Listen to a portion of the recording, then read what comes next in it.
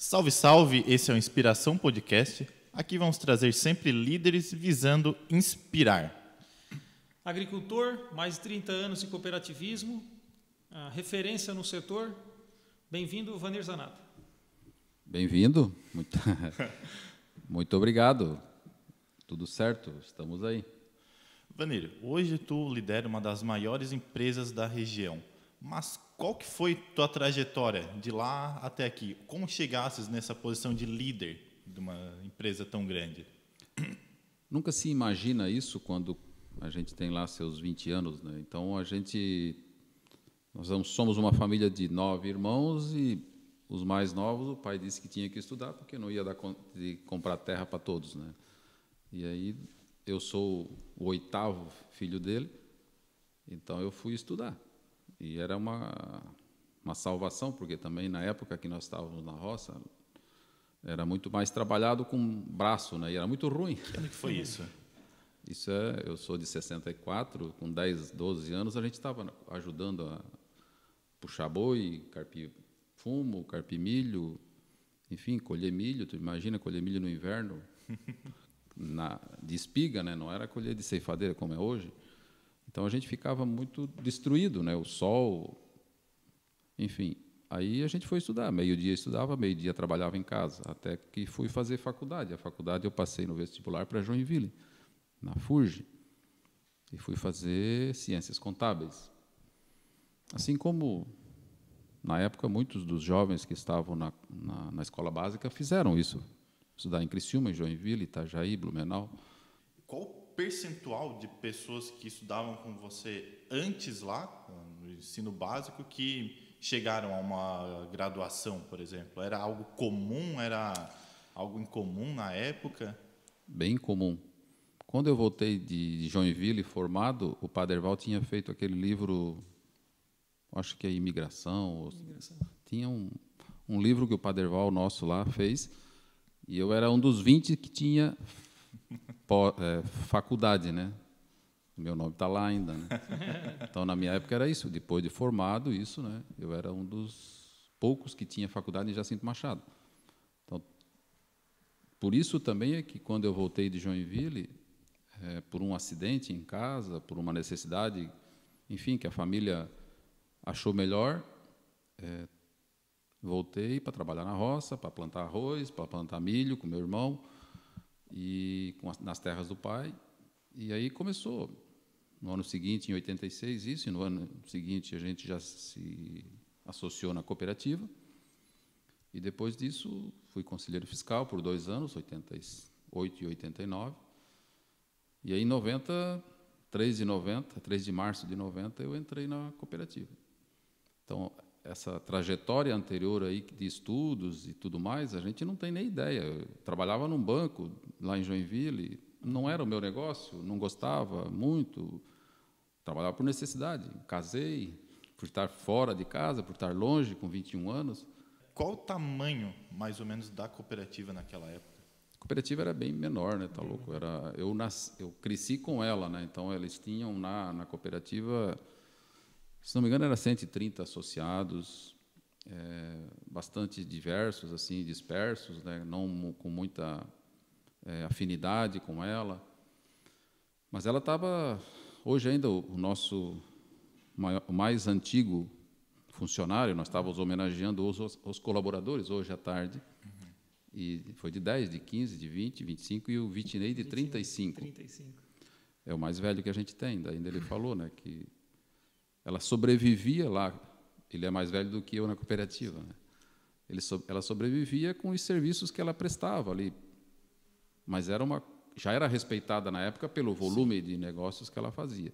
Mas acredito que o faturamento dela, sei lá o que era em reais, ou cruzado novo, sei lá, não lembro mais, mas em dólar aí, que não lembro bem, mas é uns $500, $1.000 mensais aí.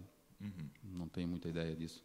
Nunca fui atrás de ver essa trajetória, né, Sérgio? Daí, por isso não consigo te falar isso hoje, mas com certeza só tinha arroz. Sim. E uma filial em Praia Grande, uma loja agropecuária. Com o recebimento de arroz, já tinha lá um silo de arroz, um ciclo de recebimento de 20 mil sacos. Nessa trajetória, tu falasse ali, é bem claro que não foi nada programado, né? Deus abre uma porta, fecha uma porta e abre outra. E isso ficou muito bem claro nessa tua explanação. E também é impossível não linkar, não fazer um link entre o sucesso da Copérgia com a tua carreira profissional, né? Visto que a Copérgia tem mais de 50 anos de história e o Vanir tem mais de 30 anos de história dentro da Copérgia. Como, Vanir, interessante assim é uma pergunta, como tu se mantém inspirado por mais de 30 anos e motivado a liderar essa empresa? Eu acho que eu encontrei o meu caminho dentro da cooperativa, né? Eu gosto de gente, eu gosto de trabalhar com gente, vamos dizer assim, eu participo muito da comunidade, muito voluntariado. Então, quando eu cheguei, já também não tinha dito, mas eu já fui para a diretoria do CAEP do Último Rio, né, onde eu moro. Aí depois eu fui morar na praça, também aconteceu a mesma coisa, já me convidaram para ser diretor. Sempre não fui nunca presidente do CAEP, mas sim só tesoureiro, secretário, CAEP, hospital, fui até o ano passado ainda. Então, de vez em quando, o hospital eu já fui presidente, né? Mas, então, de vez em quando, a gente está sempre envolvido na comunidade. Eu acho que isso também abre bastante portas para a comunidade gostar da gente e gostar da empresa que tu trabalha, né? Fazer uma parte de voluntariado te ajuda bastante nisso. Então, essa pergunta que tu me fez, como é que eu consigo a inspiração? Eu acho que a ideia é nunca... O sonho acabou, tem outro já vindo. O planejamento. O sarrafo vai aumentando quando a gente vai atingindo aquele limite ali, né? Que a gente vai superando alguns desafios, vem vindo outros. No começo da cooperativa, Fábio, a gente teve que fazer bastante milagres, vamos dizer assim, né?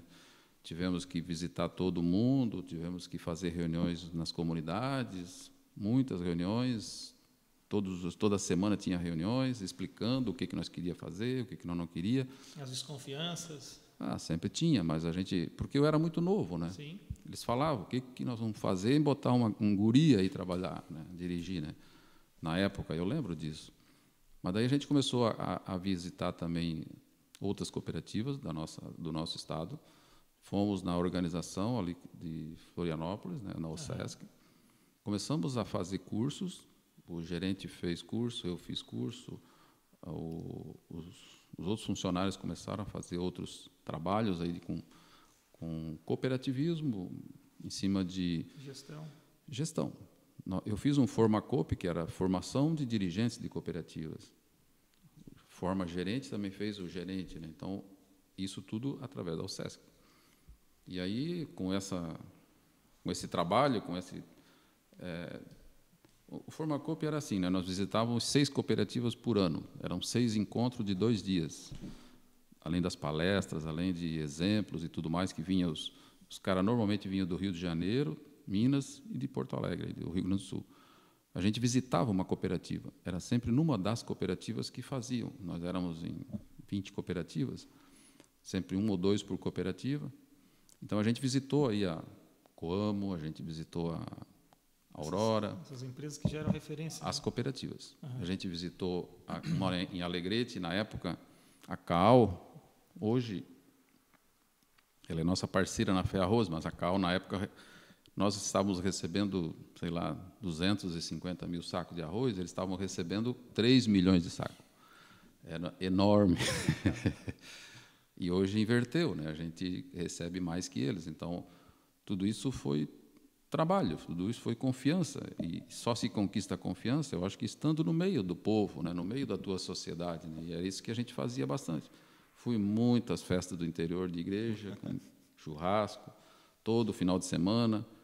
Muitas vezes a família não queria ir, a gente arrastava para ir lá. E era assim, era estar no meio do povo, não adianta, estar no meio da sociedade. É uma coisa que chama bastante atenção na Copérgia, inclusive para quem vê de fora ela, que não se liga que é uma empresa que tem esse volume tão grande de arroz, por exemplo, é que é um nome que variado, assim, uma empresa que lida em vários setores diferentes. Falasse bastante ali de questão de formar gerentes e cuidar da equipe. como que... E é algo que a gente nota também. A gente nota que a equipe aparentemente, pelo menos, é muito motivada. Eles estão atrás, tem um intraempreendedorismo grande dentro. Como que é feito isso? Como isso parte de ti? É uma atitude tua motivar esses... para que gerem uma liderança, uma governança dentro também da empresa? No começo, até fazer a seleção, a gente participava. Não tinha gente para fazer, né? Nós éramos em... Eu acho que não dava 20 pessoas de funcionários, tirando a indústria, umas 20 pessoas de funcionários, né? Tanto Praia Grande quanto Jacinto. Então, a gente que fazia... Na época, não tinha muito essa preocupação quando eu entrei, né? E quando foi que a gente pensou o que fazer com a cooperativa, né? Como fazer ela solidificar? Diversificando, porque só o arroz, o ano passado estava bom, esse ano já está mais ou menos. Então, nem todo ano o arroz dava resultado, a gente tinha que perceber isso e tinha que assegurar que isso não viesse a dar um problema para ela. Então, foi onde a gente, em 91, a gente já começou com a produção de semente de arroz lá em Jacinto, em 92 abrimos um supermercado em Jacinto, em 93, 94 a gente adquiriu a antiga Armada ali, onde a gente queria fazer uma estrutura das lojas ali, e daí a semente foi para lá, a unidade de beneficiamento de semente, e aí foi crescendo, uma loja, 2 lojas, e então hoje o arroz representa em torno de 60% do faturamento ainda, ele já foi menor, mas o arroz deu um pulo de preço, então o preço mínimo, o preço do saco subiu, ele também sobe de faturamento. Nós já tivemos quase a 50-50, né? As outras segmentos da cooperativa tinham quase 50% e hoje tem 40%, 41%, 42%. Mas isso já nos dá uma certa... Por que também fazer um mercado, né? O mercado foi uma forma de aproximar o agricultor, aliás, o pessoal da praça, que a gente chama, com o agricultor. O agricultor é dono do mercado, mas ele também vem comprar. E o pessoal da praça tem que gostar da cooperativa para defender ela também. Então, é por isso que a gente... Era 2 coisas, né? O agricultor estava gritando para que tivesse alguma coisa para onde comprar insumos e o pessoal da praça que comprasse lá. Outro pensamento que a gente teve, eu e o Rony, na época era o nosso gerente, né? Era fazer da cooperativa o que o agricultor precisasse ter nela, ou com ela, né? Então, veio a Credija também, em 92, a gente inaugurou a Credija, porque o Banco do Brasil e outros bancos estavam com dificuldade, sempre difícil, o agricultor chorando, choramingando, que não tinha custeio, que essas coisas. Então, vamos organizar uma cooperativa de crédito. E saímos, eu e o Vanor Quequeto saímos várias vezes atrás e buscar informação. Isso foi em que ano? 91, 92. Foi época de hiperinflação, então? Já era... Em 91, a gente saiu atrás de formar ela. Em janeiro de 92, 9 de janeiro, se não me engano, ela é formada e autorizada pelo Banco Central. Sim. Então, fizemos reuniões, tudo. Dos 180, 190 associados que nós tínhamos na época, somente 67 confiaram que aquilo seria uma cooperativa, né? Então, tem lá na ata de fundação 67 associados. 67. E na época tu já fosse presidente também. E aí eu fiquei presidente das 2 para não dar custo para ela, porque ela não tinha de onde tirar. Ela nasceu em uma salinha da Cooperja, dentro da Cooperja, né? E foi fácil gerir isso numa época que a inflação era tão alta Era tudo desafio. Esse aí foi o maior desafio, eu acho, que a gente fez na vida, porque formar um banco, como é que era, né? Mas nós tínhamos uma central em Florianópolis que nos dava apoio, vamos dizer assim. Mas era nós aqui que tinha que se virar em atrás de gente, em explicar que aquilo não ia quebrar, em transmitir confiança. E imagina, fazíamos lá pequenos financiamentos, conta corrente. A gente começou com o BESC, depois foi para o Banco do Brasil, depois foi para o Sicredi, e até que acabou no banco próprio, que é o Cicobi, o Banco Cicobi hoje, né? Mas se não desse o primeiro passo, né? Se não desse a primeira de uma longa caminhada, não tem como, né? E hoje ela está aí com mais de 50 mil associados em toda a região. Então, acho que e também aqui já existia a Credisulca, né? Aqui no Turvo, e a gente foi junto, eu e o Romanin, muitas reuniões de carro, de golzinho, porque não tinha carro bom na época, mas a gente viajou bastante aí para aprender, para ir atrás, buscar a Brasília, a Floripa, a Chapecó. Uma pergunta que eu não sei se pode se responder ou não, mas dessa época, quanto tempo que o banco demorou para chegar no break-even, para as contas se empatarem, pelo menos? Foi algo demorado? Vocês tiveram que bancar por muito tempo, a cooperativa bancar por muito tempo esse banco? No começo, o gerente era pago pela Copérgia, né? O gerente e a DET lá, que hoje está lá ainda, né? A DET é a nossa segunda funcionária e está lá ainda, né? O Kiko já se aposentou e está na Praia Grande hoje. Eu não lembro direito, mas eu acho que eu trabalhei umas 2 gestões sem salário. Sim. E 6 anos, então, né? Então, 98, mais ou menos 2000, 98, 2000, a gente começou a ter um salário ou 2 de gestão lá. Sim. E ela já começou, então, já pagava o funcionário, já tinha 3, 4 funcionários. Eu lembro que cada funcionário a mais era um peso, né, para ela, mas tinha que botar, porque tinha mais serviços chegando e tinha mais desafios vindo. E daí começamos a ir atrás de custeio com o BRDE também, trazer. E tudo foi muito trabalhado. No começo não tinha... E era tudo no meio... Nós tínhamos fax, não tinha internet, Pix.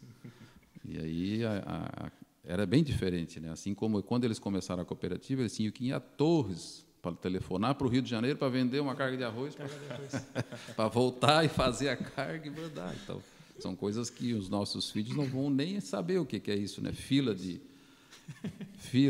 O seu Ari fala que ele, ainda na época do seu Ari, ele disse que não, eu tinha que ir a Torres no começo. Isso já era 76. 70 e alguma coisa, né? Ele ia a Torres e tinha que ficar na fila, porque tinha várias pessoas que chegaram na frente dele para ligar, para telefonar. Então, é uma situação que não se vê mais hoje, né? Que bom que não tem mais isso. Engraçado, Vaneiro, que também, recordando aqui, tu citasse uma gama de diversidades, né, que a Copérgia atua e atuou e participou, e a tua pessoa também. E ainda falta posto de combustível, sim, supermercados... As frutas que vieram. As frutas, a parte que vocês recebem, os maracujás, banana, enfim, então, tem o maracujá foi o que a gente chama assim de uma explosão no nosso meio na rede social nossa, vamos dizer, porque nós éramos muito fechados no arroz e insumos, né? E aí o maracujá veio e daí a cooperativa tem que pegar, porque não sei o quê, porque era a empresa mais forte do município em agro e tal. Daí a gente pegamos, isso era em 94, ficamos conhecidos em Santa Rosa, em Sombrio, em Araranguá, em Jacinto, por aqui também tinha plantação, no Turvo, Praia Grande, São João. E aí começamos a trabalhar, mas os 2 primeiros anos foram bem, 97, 98 já começou a dar problema de doenças e tudo mais, e a caixa voltou a R$2, já era em reais, a R$2 a caixa, todo mundo chutava o balde, não queria nada, não queria mais cultura de nenhuma, né? Então a gente ficou um período aí de 98, 99 até 2010 mais ou menos, com o maracujá sempre capenga, né? Por exemplo, o maracujá, qual a função de vocês? O que vocês fazem? Vocês compram o maracujá e despacham? Vocês fazem o intermédio entre o produtor e a empresa final? Então, a partir do momento que a gente trouxe... Toda a vida a gente só comercializou o maracujá em natura. Sempre in natura e sempre vendemos indústria, que a gente chama, para uma indústria de São Paulo. Uma parceira que a gente tem lá. E a gente contratou um agrônomo daí, meio que somente para aquilo, né? sem ele trabalhar em arroz, mas também para banana, que a gente queria melhorar a cultura da banana na região e no município, porque... Jacinto já tinha sido a capital da banana, mas estava muito desacreditado na banana, né? Tanto é que a gente perdeu hoje, nós não somos mais o maior, quem é o maior é Corupá, lá do norte, e saíram na frente, hoje eles têm até a IG, né, que é Identidade Geográfica da Fruta lá, né? Mas paciência, nós não fizemos a nossa parte e eles ganharam. Então, a gente contratou um agrônomo e, a partir disso, então, a gente começou também a se interessar mais para vender insumos para a banana. O maracujá, hoje, a gente ajuda desde da preparação do solo, mudas, insumos, o tratamento dele, que tem que ser um tratamento não tão carregado de inseticidas e fungicidas, como era lá em 98, que chegaram a botar coisa que nunca existia no maracujá. Hoje já tem produtos registrados, na época não tinha, era um problema, a gente não podia vender, vendia daí só as empresas particulares, que vendiam sem nota, é uma encrenca desgraçada. Mas hoje é bem diferente, então a gente ainda continua comercializando, né, recebendo, o agricultor faz uma classificação, a gente verifica essa classificação ali na unidade 6, que a gente chama, mandamos para São Paulo, para o Rio de Janeiro, para Belo Horizonte, foi até para Brasília esse ano, porque deu bastante fruta. Aumentou em 100 mil caixas esse ano do maracujá que nós comercializamos, a Calper já comercializou. Foram 330 mil caixas até final de abril. Tem maio e junho ainda para trabalhar. E isso, 330 mil caixas, tu considera 1.000 caixas mais ou menos por um truque.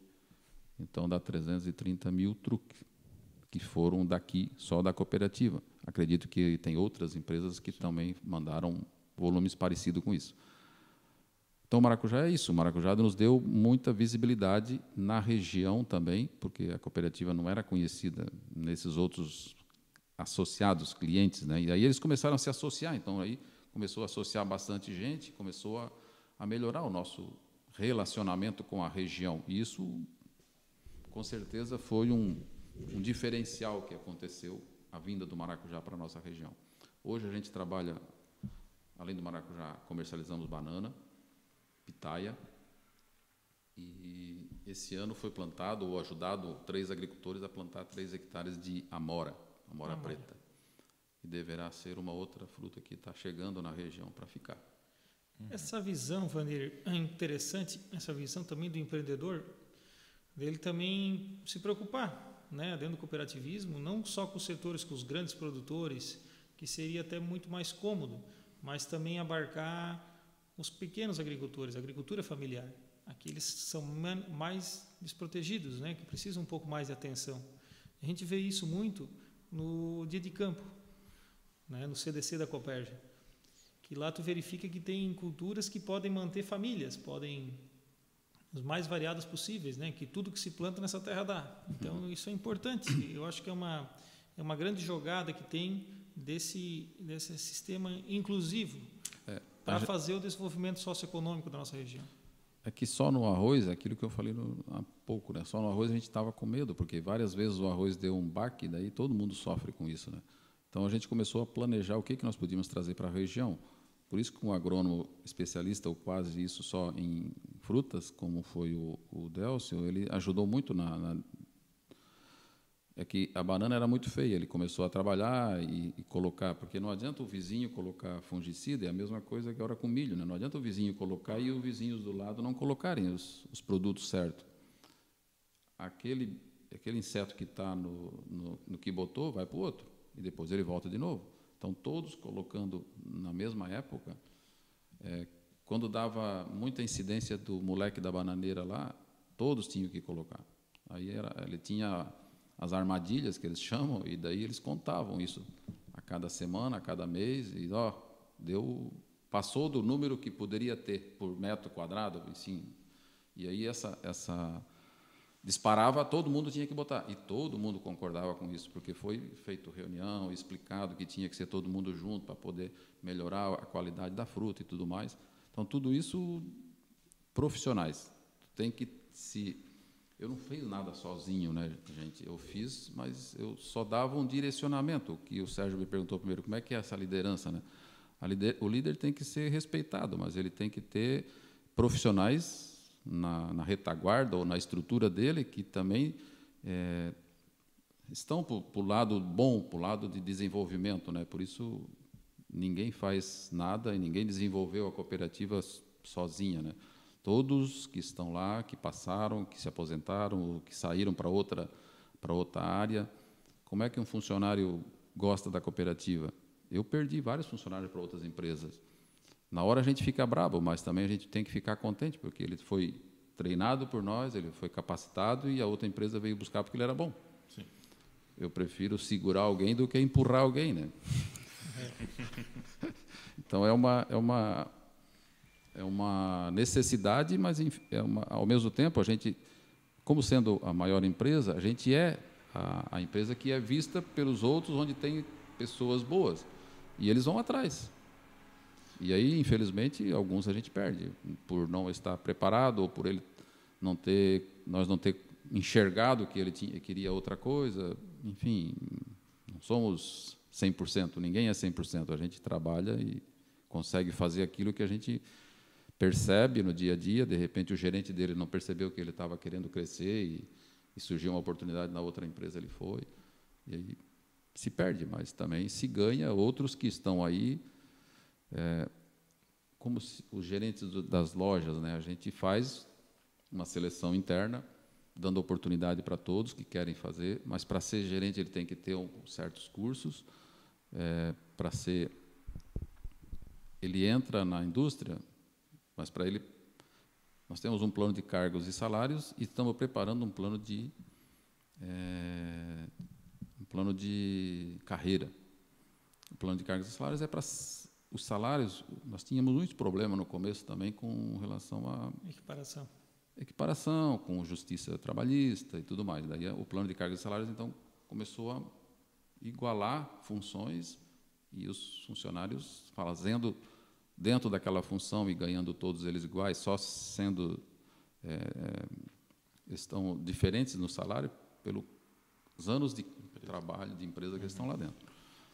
E aí começamos a melhorar muito essa questão de salarial. E aí o plano de carreira é para que ser gerente, tu tem que ter alguns cursos. Sim. Eu quero ser gerente da loja. Bom, para ser gerente da loja, normalmente tu tem que ser técnico agrícola, mas se não tem técnico agrícola, tu tem que ter gestão em empresa, gestão em cooperativa, porque hoje em dia ninguém pode dizer que não consegue estudar, né? Tem estudo para todo lado. Então, mas o EAD, que é ensino à distância, não ensina muito. Sempre ensina. Sempre ensina. Vai ter que ler. No mínimo, vai ter que ler. A faculdade quem faz é a pessoa. É a pessoa. É isso aí. Então, acredito que desse jeito a gente vai arrumando, né? É lógico que com o andar da carruagem a gente foi ajeitando as abóboras também, né? Não foi de uma hora para outra que a gente está descobrindo os gerentes aqui e ali, né? Hoje a maior parte dos gerentes vieram de progressão de carreira dentro da empresa ou vieram... Progressão de carreira. Tem gente como o Vinícius que começou batendo saco lá em... 92. Lá em Praia Grande, né? E hoje é diretor da cooperativa. O Vitinei começou fazendo notinha ali, atendendo associado. Ele já passou em toda a cooperativa. Hoje ele é nosso assessor ali, mas ele já passou em toda a cooperativa. Também conhece a cooperativa muito bem. Outro ponto importante é a inclusão também da mulher, né? Existem bastante gerentes, mulheres nas lojas agropecuárias, nos Tem mais mulher do que homem. Elas estão nos ensinando a trabalharmos agora, né? O que eu vou fazer, né? Não dá para dizer que não tem essa capacidade, mas elas conquistaram e estão... Inclusive, eu andei verificando que algumas ganham até prêmios internos dentro da cooperativa pelo desempenho, né? Então, o Avante, que é um programa de reconhecimento, né, de profissionais lá da cooperativa, ele já deu prêmios de viagens à Argentina, foram a Buenos Aires, foram para a Bahia, acho que vão para Bonito, ou esse ano, que final de ano agora, tem, se não me engano, é Bonito e Chile lá, como é que é? Capital do Chile. Capital do Chile. Fugiu. Nenhum dos três, né? Não, fugiu agora o nome. Para lembrar o nome é uma tragédia, mas... Mas a capital do Chile é o primeiro lugar que vão. Daí também tem prêmios para toda a loja, que ganha... que consegue bater os pontos ali, os quesitos que eles chamam, né? Então, tem prêmios para toda a equipe da loja, tem prêmios para gerentes, tem prêmios para os agrônomos, tem prêmios para os consultores externos, que é essa gurizada que fica na rua, que é quase que um vendedor, mas ele também é consultor, porque ele normalmente é agrônomo e técnico agrícola, que estão nas casas, né, visitando os nossos associados agora. São 22, se não me engano, que tem rodando. E esses prêmios são para valorizar ele, na realidade, né? Quando é que ele teria chance de conhecer, de repente, Buenos Aires, Santiago? É Santiago aqui, esse ano. Interessante.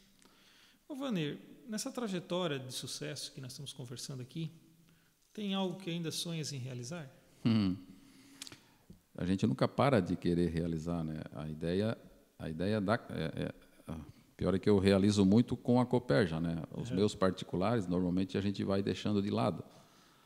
Mas a ideia de realizar com a cooperativa ainda é o crescimento dela no arroz, lá no Rio Grande do Sul, ter outra indústria de arroz no Rio Grande do Sul. Em Santa Catarina, o arroz já é bastante disputado, né, aqui na nossa região. Então, já o planejamento nosso indica isso. Conseguir fazer o nosso planejamento de dobrar o faturamento, chegar a R$1 bilhão até 2024, que parece que vai chegar esse ano.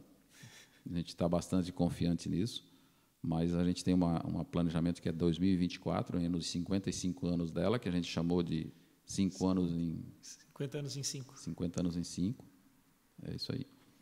Então, esse o primeiro é esse, junto com a cooperativa, junto com os profissionais que a gente tem lá.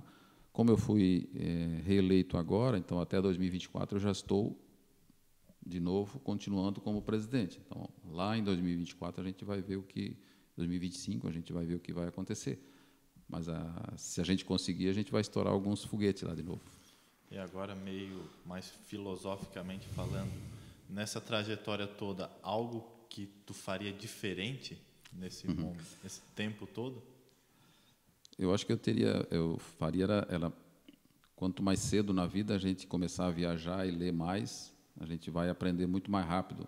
A gente, quando está estudando, Sérgio, não gosta muito de ler. Eu não era muito... Li alguns livros que era obrigado a ler aí da vida, né, nos estudos quando era no ginásio, mas não era muito de ler. A gente já instruiu os filhos, na época, os dois, a ler bastante, eles liam muito. Ah, mas eu não gosto de ler, eu vou ler aquele Harry Potter. Pode ler, leram a série inteira, mas estão lendo, estão fazendo, aprendendo a escrever, aprendendo palavras novas, né? A leitura e não é a mesma coisa que ver televisão. Sim, sim. Ver filme. É leitura mesmo, né? Então, eu faria era isso. Eu acho que viajar mais, conhecer mais ainda do que a gente já teve a oportunidade junto com a cooperativa, mas eu não conheço quase o Brasil como Brasil, né? A gente conhece capitais, a gente conhece os clientes lá, mas a gente não conhece o Brasil como o Brasil. Eu faria isso ainda de diferente na vida, né? Quanto a trabalho, eu acho que eu fiz o melhor que pude na cooperativa e faria tudo de novo, não tem problema. Tá, a gente conversou muito aqui sobre pessoas, falasse que empresa basicamente se trata de pessoas em si. Não existe empresa sem pessoas, sem os gerentes, sem a produção e tudo mais. Nessas 3 décadas, basicamente, na frente, liderando a empresa, como que tu vê a evolução da parte de recursos humanos mesmo? Teve uma evolução com esse... Na tua época, teu nome está lá no livro como um dos únicos que teve uma graduação e tudo mais. Hoje já é mais comum. Hoje uma pessoa tem uma graduação e não necessariamente trabalha no que se graduou. Não tem mais essa necessidade e tudo mais. Isso trouxe uma evolução ou melhorou, aliás? Ficou mais fácil trazer pessoas para dentro? As pessoas estão mais qualificadas? Estão mais qualificadas, mas também está mais difícil buscar elas, porque tem muita gente que está desempregado, mas sem nenhuma atitude querendo trabalhar, eles querem um emprego, né?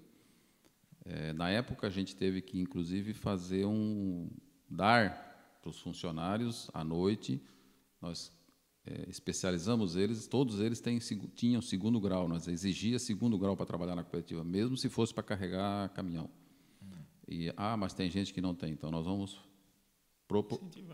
Não, nós fizemos um curso em Jacinto Machado para estudarem o segundo grau, para fazer o NAIS, vamos dizer assim, né? Que era Mobral, NAIS, sei lá. Mas eles estudaram, todos eles se formaram, a gente fez uma festa quando eles se formaram, aqui, nós estávamos só em Jacinto ainda na época, e isso também deu incentivo para eles, porque, na realidade, eles queriam aprender a ler e escrever, e muitos não sabiam mal desenhar o nome. Então, isso também fez com que a cooperativa fosse bem respeitada por eles, né? Então, o que é o profissionalismo? É tratar as pessoas como gente. A gente não tem nenhuma intenção de brigar, de maltratar as pessoas que aceitam trabalhar com a gente. Nós queremos pessoas que vão lá de livre vontade. Hoje a gente tem necessidade de pessoas e a gente muitas vezes não encontra as pessoas na cidade. Agora na safra, então, foi uma dificuldade. Ninguém mais quer trabalhar a braçal. As universidades também deram uma baita incentivo nisso, né, Sérgio, de preparar os funcionários, de preparar as pessoas. Hoje tem facilidade de estudar, facilidade de fazer faculdade aqui, ali, e ensino à distância está bombando para tudo quanto é lado. E a gente trabalhou muito na época, antes desse boom das faculdades aí, e a dificuldade era profissionais engajados com a cooperativa. Hoje está mais fácil, parece isso. Mas a rotatividade a gente também tem que cuidar bastante, né, Sérgio? A gente ainda tem uma rotatividade um pouco pesada nos supermercados. Por quê? Porque trabalha domingo, porque trabalha sábado, as pessoas não querem. Com certa razão, outros não, mas, enfim, a gente tem uma rotatividade ainda mais forte nos supermercados. Mas estamos trabalhando em cima disso. Não sei se a gente vai conseguir, a gente já está trabalhando um pensamento que a gente teve lá de como fazer essas pessoas gostarem de trabalhar ou terem 2 finais de semana por mês livres. Então, tudo vai se ajeitando, mas o colaborador é a chave de tudo. Se tu não tiver gente para trabalhar para ti, máquinas ainda não trabalham. O computador parado ali na tua frente é nada, se não tiver alguém atrás fazendo alguma coisa nele. Foi interessante até o conceito que trouxesse de trabalho no início da nossa conversa, comentando que todo domingo era festa de interior e tudo mais. É uma diversão, é um entretenimento, mas não deixa de ser um trabalho, né?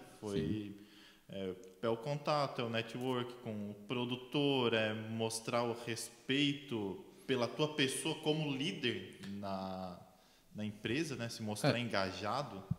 Eu sou um deles, eu não sou diferente, eu não tenho sangue azul por ser presidente da cooperativa, né? E a família também tinha que entender isso e tinha que colaborar com isso, né? Então eu arrastava mesmo de vez em quando a família junto nessas festas aí. E muita gente, os associados, muitos negócios foram feitos, muita conversa nas comunidades, nos domingos aí, né? Que a gente ia. Muitos jantares também que a gente era convidado, daí sim, era só nós, eu, Carlos, o Vinícius e tal, o Valdir, mas na realidade era fazer parte, é isso que eu te disse, o agricultor só gosta de ti se tu é um deles, se tu querer, nunca deixei o fato de ser presidente subir a cabeça, eu não vou me envolver, eu sou diferente, nunca deixei isso, o poder nunca subiu a cabeça, né? Isso é importante, Vanir, porque a gente conversou até aqui e conhece, né? Enfim, parece que o teu dia tem 72 horas, né? Isso é importante. Como essa tua rotina do dia a dia, que veste a camisa da empresa, né? Inclusive feriados e finais de semana, tudo mais, mas também essa rotina do dia a dia. Como é que tu consegue conciliar? Porque quanto mais a gente trabalha, né? Cada decisão que a gente toma, ela tem uma parte boa e tem uma parte ruim. Se eu me dedico a trabalhar mais, tecnicamente eu vou ser mais bem-sucedido profissionalmente e talvez financeiramente. Mas, consequentemente, eu não vou me dedicar o mesmo tanto para a minha família ou para o meu lazer, para o meu hobby. Então, eu tenho uma decisão certa para um lado e ruim para o outro. E na vida é assim. E o que tu tira assim, do dia a dia para tu também poder desligar um pouco para fazer o teu hobby? O que tu, Vanir, gosta de fazer, além de trabalhar, que sabe que trabalha muito? O trabalho não cansa desde que tu gosta de fazer. Então, eu nunca tive muitos problemas para dormir. A gente faz um trabalho sério, honesto, sem problemas. Eu durmo bem, não posso reclamar disso. Saúde também não posso reclamar. Então, mas eu, em casa, na época que eu mais jovem, aí, né, que eu estava lá pelos 30 anos, eu não fazia nada, além de jogar bola. Eu gostava muito de jogar bola na época, né? Então, nisso também a gente se envolvia bastante com a comunidade, até depois dos veteranos também jogando bola com o Grêmio Internacional, que a gente sempre brincava em Jacinto. Mas hoje eu digo que as viagens que a gente faz com a cooperativa me descansavam, vamos dizer assim, né? Me tiravam daquela rotina que a gente estava ali no dia a dia, um ano inteiro. Então, quando a UCESC fazia uma viagem internacional que me convidava, a cooperativa pagava uma parte, a UCESC pagava outra e a gente ia. Então, eram esses 15 dias que a gente ficava fora. Muitas vezes eu pagava daí a viagem da Tânia, a gente ia junto. Então, eu conheci vários países dessa forma, e são as minhas férias. Eu nunca tirei férias da cooperativa, né? A não ser essas viagens que a gente fazia com trabalho, indo trabalhar, mas é diferente de tu ficar em casa só fazendo nada ou coisa parecida. Peguei férias e vou para onde? Vou para a praia. Eu nunca tive casa na praia também. Não gosto muito de água, de mar, né? Mas tomo banho todo dia. Importante. Mas não tenho medo de água. O mar eu respeito bastante, não é comigo. Já o meu filho é pior do que um catacho, né? Ele gosta de água. Mas fazer o quê? Eu não aprendi nem a nadar. O que eu gosto de fazer hoje? Eu gostaria aquilo que eu comentei, de viajar. Eu gostaria de passear mais, talvez com a família, sem a família. Mas, enfim, a vida hoje é caminhar na cidade, com essa pandemia toda, né? É o que eu faço, caminhar. Não tenho mais as viagens, não tem. Então, o que é a cabeça? Por que a gente diz que dorme bem, né? Porque eu acho que a cooperativa também, poucas vezes eu perdi sono por causa dela.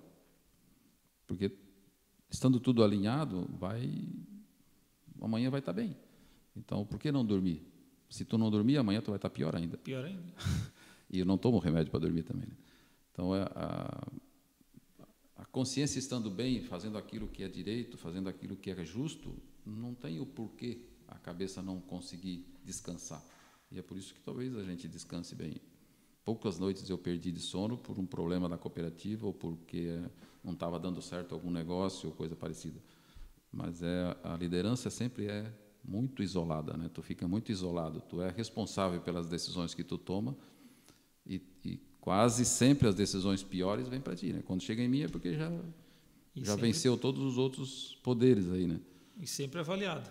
E bastante avaliado. Erramos algumas vezes, mas eu acho que acertamos 90%. Consegues imaginar como que poderia ser a tua vida sem a Cooperja? O que poderias fazer? O que pensarias em fazer? Tinhas um outro plano? Aliás, a Cooperja, na verdade, não era nem o plano primário, pelo que a gente viu, mas... Então, a ideia primeira era ficar trabalhando em algum lugar salarial. Sim. Era o que talvez o pai tinha sonhado, o pai e mãe, né? E aí, quando eu voltei para a roça, voltando para a roça, não sei o quê, os irmãos, alguns reclamando, mas eu acho que se não tivesse na cooperativa, depois que eu voltei para Jacinto, eu ficaria na agricultura, com certeza. Gosto da agricultura. De repente, se eu sair da Cooperja há tempo ainda de trabalhar, com pouca idade, até volte a fazer alguma coisa na agricultura, mas eu estaria na agricultura. Esse teu gosto pelo trabalho, a gente te vê bem motivado, assim, de uma forma que não enxerga o trabalho como algo pesado, mas como uma diversão. Achas que isso tem algo a ver com a família, com a tua criação, com a tua origem? Ou foi algo que viesse desenvolvendo a partir do tempo, a adolescência, a faculdade? Acredito que não. Acredito que a família, assim, eu gostava quando havia aquelas cortação de arroz, que eu acho que vocês, não sei se pegaram, mas o pai de vocês pegou, que não tinha ceifadeira. Então, vinha um bando de gente cortar arroz lá em casa, e daí as festas, conversa de noite, bagunça, jogar bola todo meio-dia, que a gente almoçava e não cansava nunca, né? Quando a gente tem pouca idade, a gente não cansa. E aí essas conversas, também a parte de cortar arroz, botar num monte, botar num monte de arroz, depois trazer a trilhadeira na época, né? Então, tudo isso era feito também muito com o meu tio ali, que é o tio Sabino, falecido já, mas o pai e ele sempre foram uma sociedade, então dava uma festa com as duas famílias, que era 9 de um lado e 9 do outro. E aí vinha mais gente de fora para cortar arroz e tal. Então, tudo isso acho que deixou na minha cabeça que aquilo era bom, que aquilo era bonito, era festivo, era agradável, né? E acabo dizendo, acho que se eu não tivesse na cooperativa e envolvido bastante com agricultor, com produção, eu estaria produzindo arroz, milho, sei lá o que mais aí que tem. Talvez não aqui, em outros lados. A gente vê hoje teu filho também como um empreendedor se destacando, inclusive no Jacinto. Isso foi uma lição que deixaste na sua família? Eu não sei se ele puxou muito para mim. Eu sei que ele gosta de carro velho, eu nunca fui muito ligado a isso. O vô dele, de Joinville, é mais ligado a isso, então talvez ele tenha alguns genes do vô e da parte da mãe, mas essa parte de empreendedorismo, eu acredito que a gente, desde pequeno, a gente coloca, né, conversava muito com eles. O mais velho já não era, o mais velho era de leitura, de estudar, e esse aí só passava raspando sempre. Ele disse, para que eu vou tirar 9? Eu passo com 6? E aí E ele sempre ele estava sempre se metendo em vender disquete, na época, disquete, né? Mas era tudo que tinha na época, vendia, comprava e negociava, e sempre se virou com a vida, né? Mas também usou bastante a casa do pai, era patrocínio, né?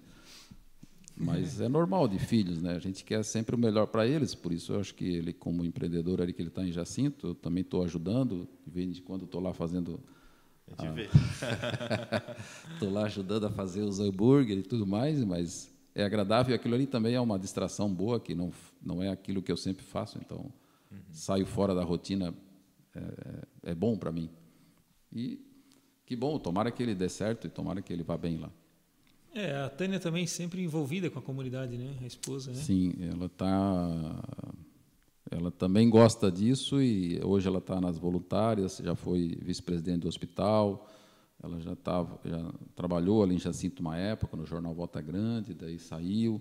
Nós preferimos que ela cuidasse dos 2 meninos, nós tivemos em 2 anos, né, a gente teve os 2, então ela preferiu cuidar e ensinar eles, ao invés de pagar alguém.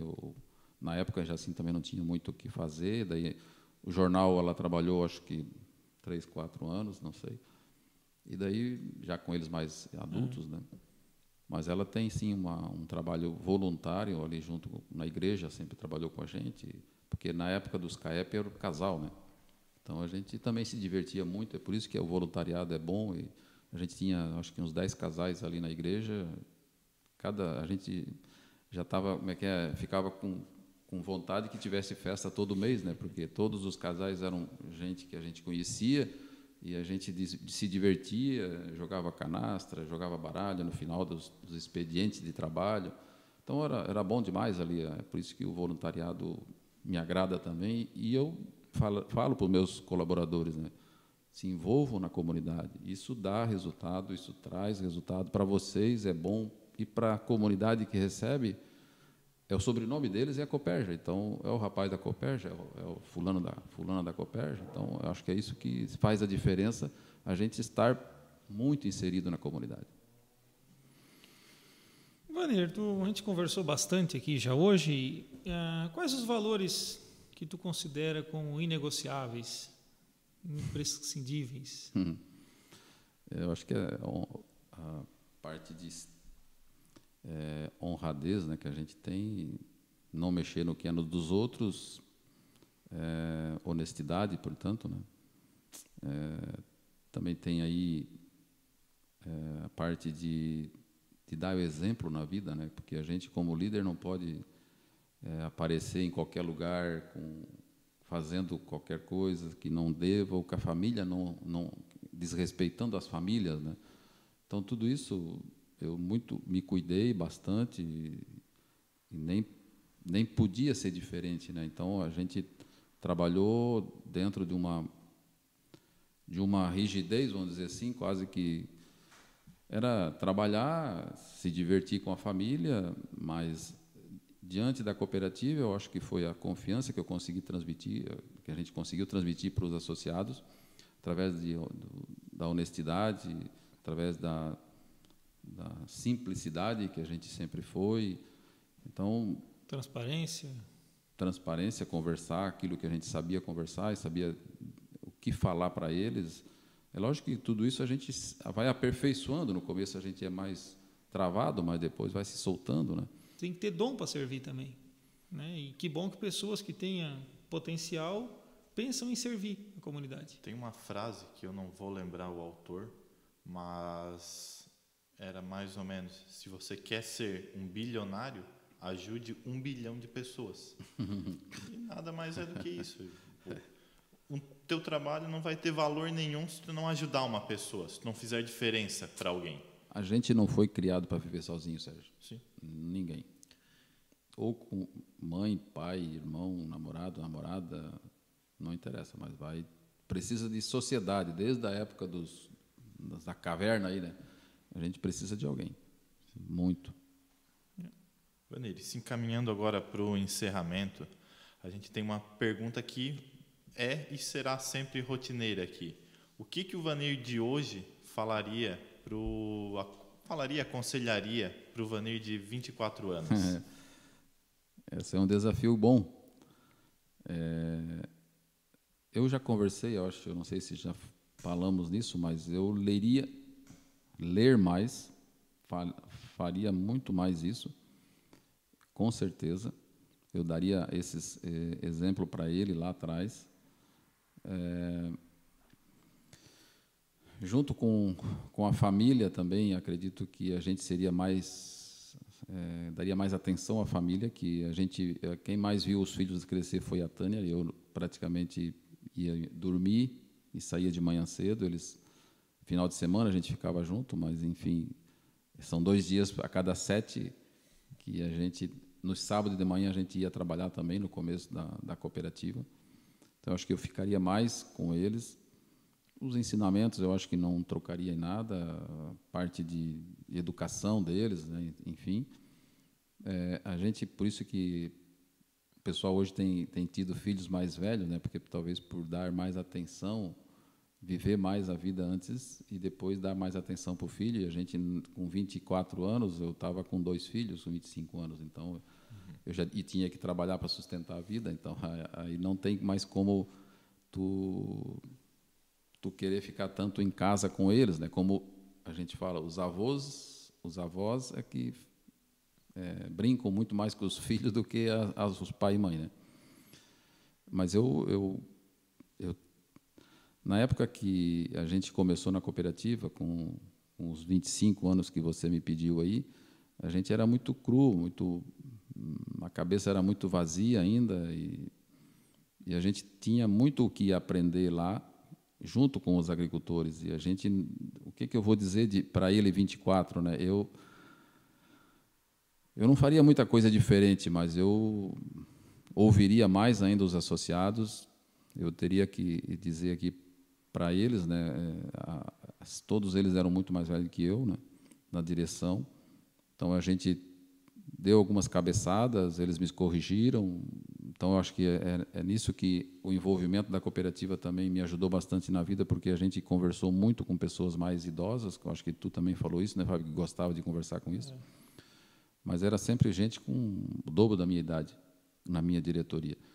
E eu era o cabeça e eles eram os meus exemplos ali, as minhas estruturas, né? Então isso eu poderia dizer agora que eles, infelizmente, a maioria já partiu, né? Mas eu iria ouvir mais ainda eles e iria, de repente, acertar com eles uma forma de repartir mais essa atenção que a gente viveu no começo lá, que a gente achou que não teria condições de tocar a cooperativa, né? Enfim, é uma história que eu não sei se voltaria a fazer da mesma forma. Acredito que mudaria bastante a forma de trabalhar com os agricultores daquela época também. Faria mais ainda as reuniões, tentaria buscar mais associados ainda, porque tem cooperativas com 50 anos bem maior que a nossa, e a gente acha que não faz tudo o que poderia ter sido feito, né? A gente sempre tem medo, na época a gente com pouca idade, a cooperativa fraca, a gente está... O meu pai, quando eu fui presidente, ele só me disse, não me envergonhe a família. Foi as frases que ele me falou, né? E eu falei também a vocês, acho que no intervalo, que eu fui presidente, talvez, pelo sobrenome que ele me deu e por ele ter sido sócio fundador da cooperativa. Então, talvez ele deu a garantia que os outros associados precisassem. Ele é filho de gente boa, como dizia, né? Então, eu acredito que a vida lá nos 24, eu teria estudado, eu gostava de estudar, mas toda pessoa com 20 e poucos anos quer ganhar dinheiro. E eu via isso pelos meus filhos também, né? Que hoje ainda é muito mais do que aquela vez, né? A gente até tinha um pouco mais de paciência, vamos dizer assim, de ficar rico mais à frente. Não sou rico, mas eles parecem que querem ir para amanhã. Se tu perceber, a conversa deles tem que ganhar mais dinheiro, tem que ganhar mais dinheiro, tem que ganhar mais dinheiro, mas o dinheiro não é tudo, né? Agora a gente sabe disso. Por isso que eu diria também, posso dizer para o Vanir de 24 isso, né? Que a vida é melhor do que só dinheiro, não é só o financeiro que mantém a vida, né? A vida se mantém por outras pilares, né? Da sociedade aí. Mas é uma pergunta que vale uma resposta. Tem que pensar bastante aí para a resposta ainda. Mas é interessante a conversa e acho que eu tenho bastante interesse na continuação de uma conversa dessa, um outro dia, se vocês assim desejarem, né? A respeito da cooperativa daqui a, sei lá, 20 anos ou 10 anos para frente aí, né? Porque daí eu acho que muda aquilo que a gente conversou, de 50 anos em 5, deve mudar tudo daqui para frente de novo, né? Vanir, muito obrigado por embarcar nessa nossa loucura aqui. E Fábio? Muito obrigado por ter comparecido, por ter nos prestigiado com a sua presença nessa data de hoje. E contamos com uma brevidade e a gente retomar essa conversa. Muito obrigado. Eu que agradeço, na realidade, né, a minha vida que foi conversada aqui, então espero que todos possam ouvir e possam tirar algum proveito desse negócio. E é uma loucura boa, viu, Sérgio? É uma loucura que a gente tem que botar para fora aquilo que a gente vive. Como o Fábio falou no começo, eu acho que o conhecimento tem que ser transmitido, não pode ser guardado, não adianta nada botar um livro na gaveta. Eu tenho um livro na gaveta, e daí? Quem é que leu? Só tu? Não adiantou nada. Esse livro não pode ficar nas prateleiras como tem, né?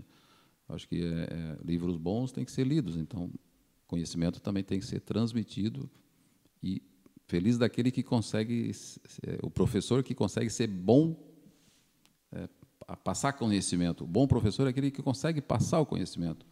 Tem professor que é uma naba, tem professor que é bom, que a gente gosta de ir na aula, né? Mas então é porque ele consegue transmitir o conhecimento dele de forma fácil, de forma rindo. Falasse muito da liderança pelo exemplo, a gente quis trazer aqui a inspiração pelo exemplo, e nada melhor do que contar toda a tua trajetória para chegar e inspirar também pessoas que estão começando hoje a seguir uma trajetória bonita e honrada também, né? Muito obrigado a vocês. Estamos juntos.